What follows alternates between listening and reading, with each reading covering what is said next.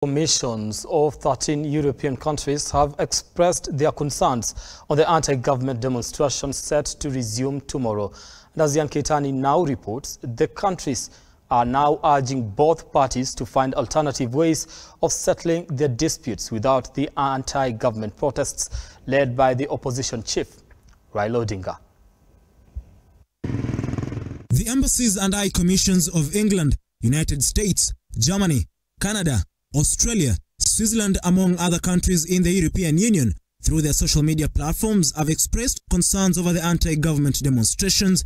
The joint statement read, and I quote, "We are saddened by the loss of life and concerned by the higher level of violence, including the use of live rounds and the destruction of property during the recent demonstrations. We recognize the daily hardships faced by many Kenyans and urge all parties to table their concerns through a meaningful dialogue and resolve their differences peacefully to build the nation together, ensuring no further loss of life.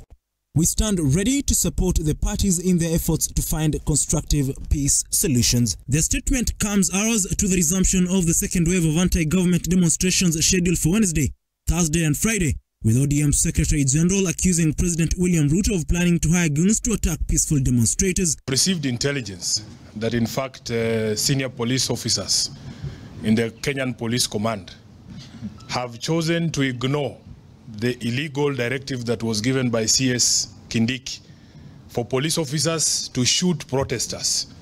And that is the reason why the president convened a PG, because he knows the police will not do his dirty work.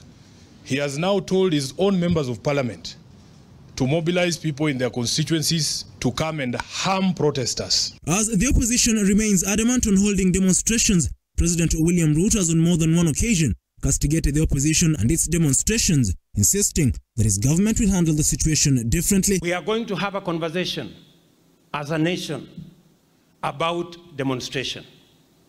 We must have a candid conversation about what amounts to demonstration, because we cannot continue to use the excuse of demonstrations to destroy property, public or private.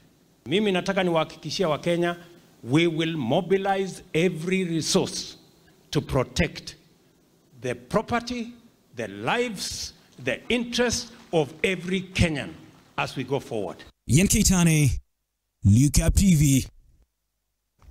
Now, the Law Society of Kenya has called for dialogue between the government and the Azimio